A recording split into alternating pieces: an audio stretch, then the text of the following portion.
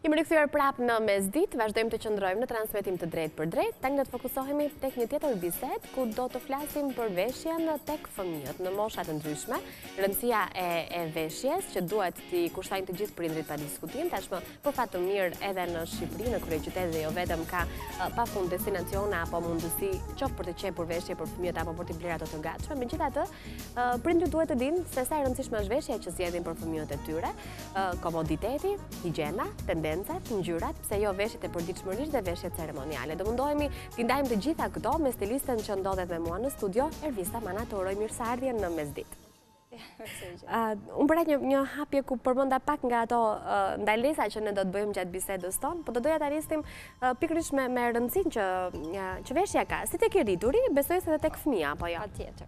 Në zhvillimin e madh të industrisë modës, normalisht një vend të rëndësishëm zën dhe veshjet e fëmijëve. Me një frymëzim nga të rritur, por ndodhet edhe kundër që dhe ne frymëzohemi nga stili i fëmijëve. Dhe është edhe rëndësishme edhe për ta veshje sepse përfaqëson edhe një pjesë të karakterit të tyre. Dhe shpeshherë duhen pyetur për veshjet, duhet marrë mendim patjetër, sepse ndikon në formimin e karakterit dhe individualitetit të të rritur. Dhe kjo pjesë e karakterit në fakt, kush ka fëmijë në kryesisht mbi moshën 2 apo 3 vjeç, aty ku fillojnë dhe tekat e para dhe dëshirat e para, preferencat për ngjyrat, e dinë se sa të vështirë kanë të dalin nga shtëpia me fëmijën pa undruar, sepse shqiptarët tendenca që kanë për të vendosur vetë për veshjet. Duan të vendosin vetë. Do me thënë, prindrit duhet i lejojnë fëmijët duhet të marrin mendimin e fëmijës. Ide e mirë, po të marrësh mendimin. Normalisht pa egzageruar, por duhet pyetur sepse edhe fëmia ka individualitetin e tij. E kuptoj. Me syrin tënd vëzhgues, bëhen gabime në mënyrën se si prindrit i veshin fëmijët e tyre, ndoshta edhe në mosha të caktuara? Besoj se bëhen, duke filluar ndoshta nga materialet, kjo është besoj se më kryesorja, që materialet duhet të jenë sa më higjienike dhe praktike, sepse fëmijët në moshë të vegjël normalisht duhet të kenë materiale më higjienike dhe duke menduar edhe për pjesën që kalojnë më shumë me lojra, por mania e prindërve besoj se është për të dukur bukur. Kjo do të qëllimi kryesor, por nuk duhet menduar vetëm për këtë pjesë. Do me thënë, kur ne bëjmë blerje për fëmijët, të mendojmë për higjienën dhe materialet më higjienike që do të rekomandoje cilat janë? Normalisht pambuku. Veshjet e pambukta. Tani jemi në verë dhe sigurisht edhe për të rriturit në fakt rekomandohet të vishet. Që mos të shkohet vetëm tek tendenca për të dukur bukur, por kryesore për fëmijë është higjiena, besoj, e parë. Me prakticitet çfarë kuptojmë? Të ndjen komod, praktik, sa më të lirshëm. Gjatë kohës që po flasim në fakt, më falë që të ndërpres, jemi duke parë disa foto të cilat na tregojnë edhe për sfilata në fakt që realizohen edhe në botë, ku promovojnë edhe firma të ndryshme në fakt. Ja ku kemi vajzat, veshjet për vajza janë gjithmonë ato që bien më shumë në sy dhe në një dyqan të caktuar veshjesh ka më shumë elemente të mbushur me veshje vajza. Por edhe pse edhe të djemt ka filluar tendencat në rritje. Po, me sa shohim vajza këtu me materiale komode. Po, jemi tek veshjet e edhe djemt me këmisha, po tani në stilin e verës janë ngjyrat, lulet, pikat, vijat, tendencë kjo edhe nga të rriturit. Fustanet me lule normalisht sikin asnjëherë nga moda, për pjesën e plazhit, kapelet. Ja, këtu jemi në modë më shumë se sa. Po, fustane më shumë festive. Festive. Sa komode për pjesën e parë të ditës. Fëmijët kanë modë? Do me thënë, nëse ne deri më tani kemi folur për pranverën në 2017 tek të rriturit, ku kemi të verdhën, kemi eshqilen, kemi ngjyrat, kemi lulet. Tek fëmijët çfarë kemi? Dhe te fëmijët sigurisht që ka modë dhe është stili frymëzues nga të rriturit. Kemi edhe një tendencë të vajzat të vishemi si mami, mund të themi. Po, është përhapur goxha edhe kjo. Normalisht mbizotrojnë lulet, siç e thash më parë, ngjyrat, vizat, pikat, duke frymëzuar edhe nga vera.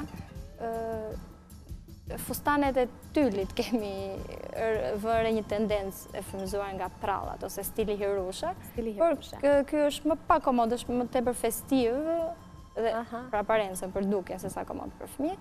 Xixat, kemi printet me kafshë, shumë të pëlqyer nga fëmijët dhe të frymëzuar nga filmat vizatimor. Po, personazhet e Disney. Dhe të rriqen fëmijët, normalisht nga filmat vizatimor që shohin dhe i duan dhe të printuar në përveshje. Po, pa diskutim. Princeshat për vajzat, superherojnë për djemt. Kjo është më e zakonta që Frozen, një nga preferuarit e tyre. Që gjenden kudo. Dhe siç thash, kafshët, siç është simbolik këtij sezoni vers flamingo.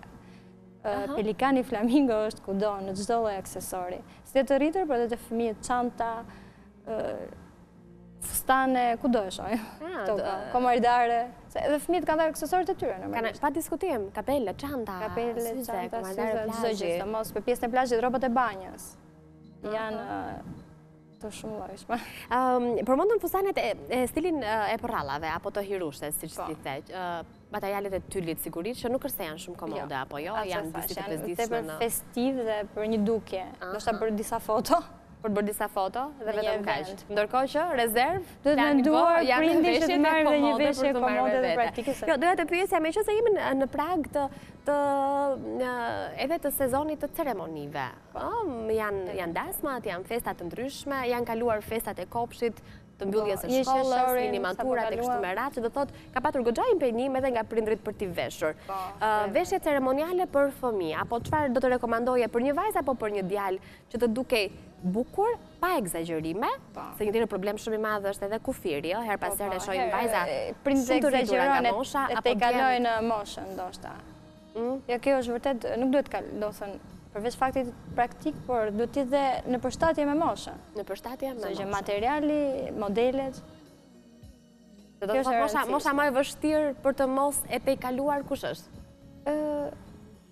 Mosha më e vështirë 10, 11, Këtu mund t'i rrisi më shpejt, domethënë, nëse nuk bëjmë përzgjedhje. Normalisht ndikohen, frymëzojnë dhe nga më të rritur dhe kanë tendencën për të dukur. Kur jeni atë moshë do dukesh pak më i madh. Do dukesh më i madh. Është mosha që vajzat veshin takat e mami, domethënë me fustanet e saj. Kështu duhet një kujdes i veçantë. Para se ta mbyllim, çfarë do themi për mamat, për babat, për prindërit? E rëndësishme dhe këshill nga unë është që materialet janë kryesorja. Të jenë sa më higjienike dhe më praktike, që mos ndikojnë te shëndeti i fëmijës, sigurisht. Pastaj pjesa tjetër është aparenca, duke që gjithë kemi qejf të veshim sa më bukur.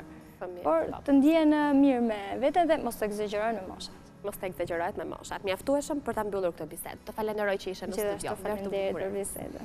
Mirë, kemi folur për fëmijët, duke mbyllur kështu me këshillat që ne morëm, pra kujdes me materialet që përdorni, higjienën, komoditetin ndër të tjera dhe merrni parasysh dhe dëshirat që fëmia ka vet. Jemi e premte, ju e dini që në të premten e mbyllim me një përmbledhje të pasdites së serialeve nga ekrani i Vizion Plus, natyrisht që përzgjedhim kështu edhe një personazh për t'ju sjellë më shumë detaje mbi jetën, karrierën dhe gjithçka që duam të dim për të. Dhe me këtë material mbyllim kështu edhe javën nga Mesditë për të takuar ditën në orën 11. Fundjavë të bukur.